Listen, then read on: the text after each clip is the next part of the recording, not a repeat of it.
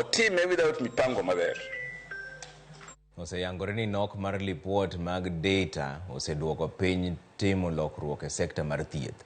Maeni ne oyangi kod jagoro mongirore migawo mar tudruok manoyuoro e twak mosebedo ka dhi nyime kericho ewi universal health coverage. Edward Kisiangani mane olose lo Eliud Owalo okoni kaka migawo mar tudruok gin gi ikruok makare mar sero migawo mar thieth mondo migi yang lony manyasani e kano lipode makendo nyalo loso tudruok e kind sirikal mag counties kod mamalo. Jatend migawo mar thieth Susan Nakumicha okoni parono biro chiero sekta mar thieth kendo keto gik moko e lela. It's important because we want to have real-time data that can enable the ministry and all other stakeholders in healthcare to make informed decisions.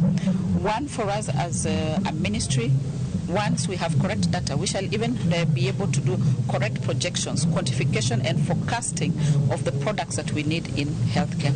We want to leverage on digitization so that we can also have end-to-end visibility in terms of our processes. If we can be able to have this digital superhighway, leverage on all those multiple silos that we have, and ensure that visibility, not only from the health facility, but also from our Kenya Medical Supplies, our authority, from the National Health Insurance Fund, from the regulatory bodies, from the ministry, will be able to ensure that